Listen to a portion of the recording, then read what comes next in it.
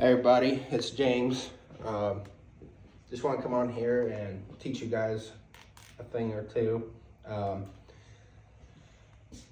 If you're ever experiencing an issue with a vacuum leak or an evap leak, it's the same thing, but and you aren't able to find it and you want to test it to see where it's coming from, instead of buying a $400, $500 smoke machine at Harbor Freight or any parts store, go to Harbor Freight, buy you one of these multi-use transfer pumps.